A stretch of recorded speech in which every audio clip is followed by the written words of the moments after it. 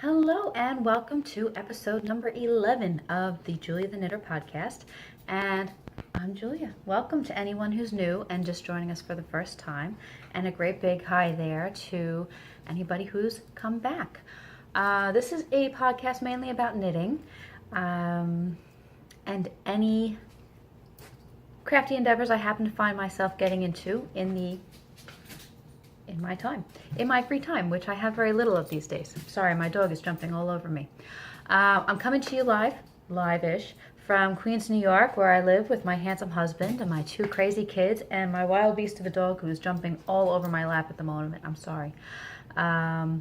Today's episode will be a little bit of a departure of what my normal episodes are. I have not written any show notes out yet, so I'm just going to be winging it. I'm sorry, but it's also going to be a little bit of a quickie today because, well, I have just a jam-packed weekend to get to, and I'm trying to squeeze this in because I've got a few minutes to do it right now.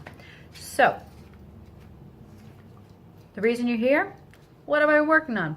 Well, I finished the pair of socks that I had been knitting for my mom. I did not use a pattern for these. Like I mentioned last time, they are... I kind of just winged it. I'm sure that there is a pattern somewhere for socks like this, so I doubt that I'm going to write it up into anything formal. But they are just, there's purl ridges. I did a purl ridge all the way around the leg. It's hard to see, I guess, with the colors. And on the top of the foot. As you see, I did not weave in my ends yet, but I have blocked these socks.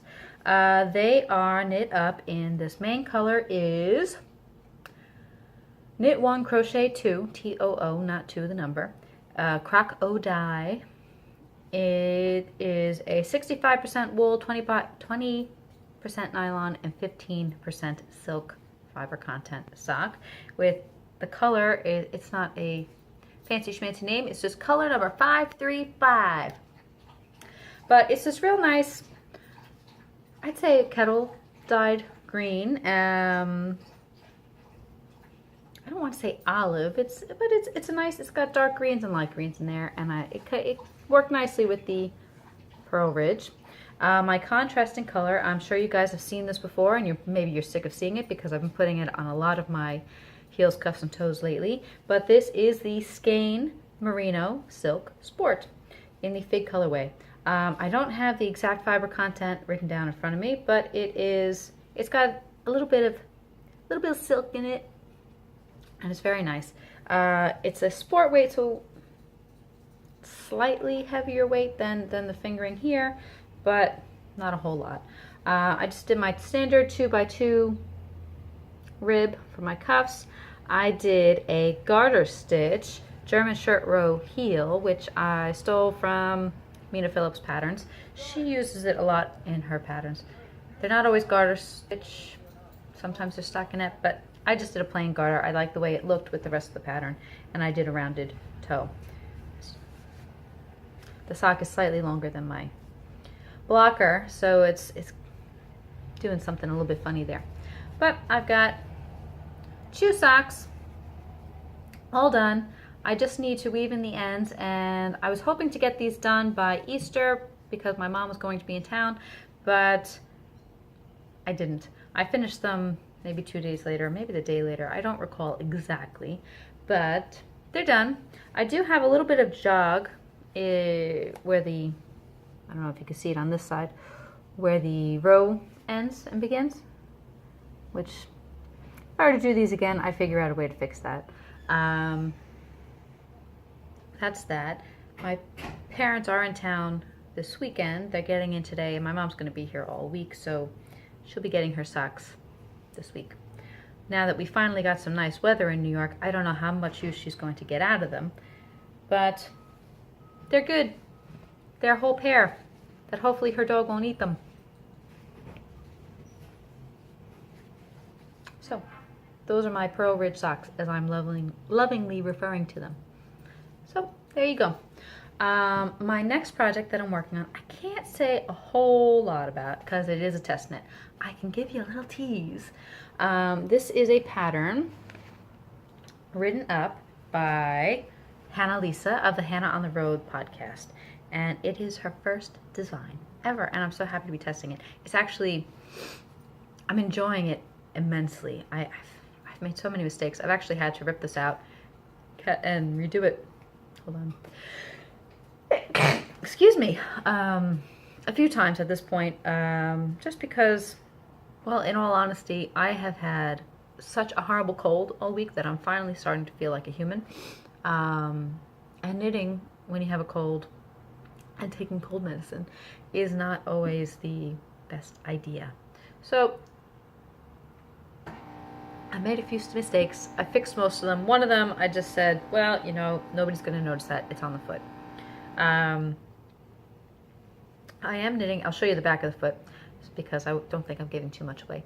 It is a toe-up sock, and I'm knitting it up out of this gorgeous yarn by Oysters and Pearls. And Oysters and Pearls is a lovely, lovely dyer. I don't think I have the tag by me. But she is very local to me. She is also from Queens, New York.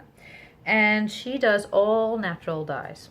I can't remember. This might, I want to say madder, or walnut. I don't remember exactly what she used to dye this particular skein of yarn. But it is all wool, 100%. I believe it's Targhee and Columbia. It's really woolly. And it smells slightly sheepy, and I love it. I don't know if the color's coming up all that well, but it's this lightish, it reminds me of a real light tea. If you put a lot of milk in your tea, and it looks a little bit like milky tea. And it's got these little, no, I don't, oh, here, you can see it a little bit here. Little streaks of a darker pink. It's like a dusty rose with a little bit of a blush in it. It's so nice. And I'm really enjoying working with it. It is a sport weight, which I don't normally knit up sport weight socks. The pattern called for particular needle size. I actually had a really hard time getting gauge for the pattern. I had to go up a few needle sizes. So I'm knitting these up on a size 3. Yeah, I'll just go. There you go. That's all the tees you're gonna get. I just about finished the foot and the heel and gusset, and I'm about to start working on the leg of the first sock. So I'm hoping to be able to get the first sock done this week, because I think if I can get the one sock done this week, I can get the following sock done in time for the deadline for Hannah Lisa. So that's my goal. That's all I'm going to say about these. I can't really tell you too much about them because they are a test knit. I would love to say a whole lot more about them, but you're out of luck. You'll just have to wait a little while. I have one other project that I am working on right now, and this project I'm sure you guys have all seen because it has been taking the knitting world by storm, as it tends to do, because Helen Stewart of Curious Handmade is just, she's a knitting goddess, if truth be told. She designs such gorgeous shawls, and she has the Shawl Society, and she currently has the Secret Sock Society. I'm not 100% sure if that is the name of her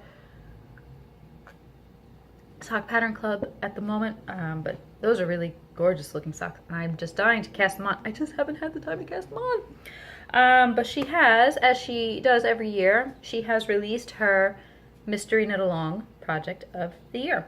And it is a shawl, and it is the Impressionist Mystery Knit Along. So a lot of it is based around Impressionist paintings, which I love. And I wasn't sure if I was going to cast it on, because I know I did the Mystery Knit Along last year. And the shawl was nice, but I just didn't love the colors that I used for it. And it's a shawl that I really don't get as much use out of as I like to. In fact, that was probably the last shawl that I knit. Maybe. I'd have to look at dates exactly. But I haven't knit a shawl in a while because I have a lot of shawls. And I like the shawls that I have. So I don't necessarily need another one. But I kept seeing the spoilers. Not the spoilers, but I was looking at all the shawls that people were casting on. And I don't think I'm going to be giving too much away by showing you what I'm working on, because I know the third clue was released just this morning, and I'm nowhere near up to the third clue. Yeah, so the way it works, in case you're not familiar with what mystery knit-alongs are, um, sometimes they're a little different, but this particular mystery knit-along, you don't know what the pattern looks like, you don't know what the finished project looks like, and every week a part of the pattern is released. So week one, well, before the pattern starts, you kind of have an idea of what you'll need. So how much yarn you'll need, an idea of what kind of yarn you should be looking for, and, I guess information to knit a gauge swatch if you are so inclined to knit a gauge swatch for a shawl.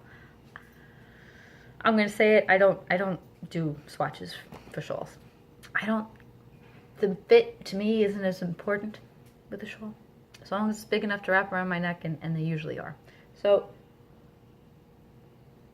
I am working on the first clue. I guess I'll tell you about the yarns that I'm working with first. Okay, so I bought a kit from a new to me dyer, but I had seen a picture of it, her kit, on Instagram, and I just really like the colors. They were really pretty. And it is Lofty Loops yarn, and she is a dyer from Lincoln, Nebraska. She does small batch hand-dyed yarn, created in the Midwest. And I am using her Lofty Sock Base, which is 80% superwash merino, 20% nylon. You get 400 yards per 100 gram skein. It is a fingering weight, and I am using her Lotus kit. There is a light color, a medium color, and a dark color. So it's Lotus Light, Lotus Medium, Lotus Dark. Okay. So first I have the My Light color, which is this white color, and it's got all these speckles. There's little bits of red and purple and pink. There's little bits of blue and turquoise, orange, yellow. It's actually really gorgeous, and it's nice and soft and feels good. I can't say enough nice things about that skein yarn.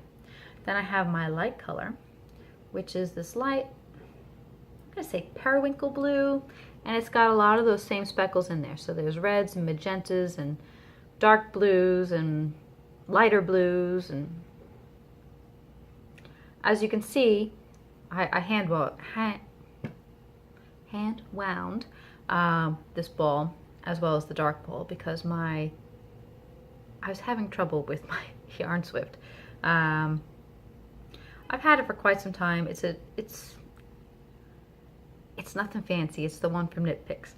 But I've had it for probably 10 years, and it's done quite a lot of work in those 10 years.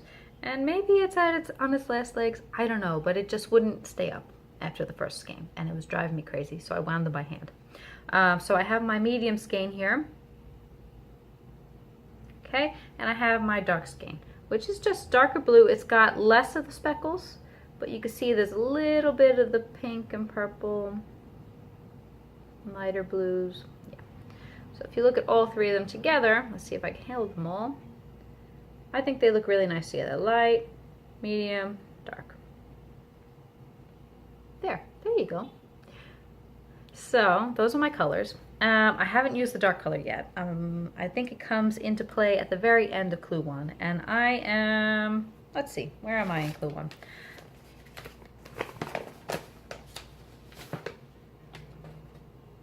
I'd say I'm about halfway through Clue 1, maybe. Who can judge? But I'm sorry, I'm mid-row. But I have, this is the right side, so you start off with the light color, and I added in a few stripes of the medium. It's nice squishy garter stitch. Who doesn't love that? It's nice and mindless, and sometimes, like when you're sick and not doing so hot and you're hopped up on cold medicine, sometimes garter stitch is just about all that you can handle. And I can count, I was able to count rows, because you didn't have to count too many rows. But yeah, so far this is what I have. I'm mid-row, so I can't really open it all out.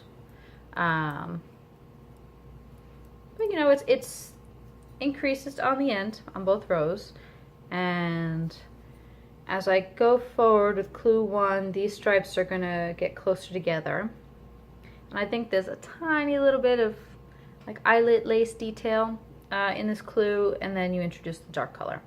And then I I didn't really look. I only printed out clue 1 because that's all I was up to. I didn't want to be carrying around all this paper. When I get up to clue 2, I'll print that out, and clue 3, etc., etc. I did take a little bit of a peek at what clue 2 looked like, but not enough that, as I said, I was hopped up on cold medicine. Not enough to really have an idea of what was going on. I think there's a little bit more lace involved, and I think a lot more of the dark and the medium colors.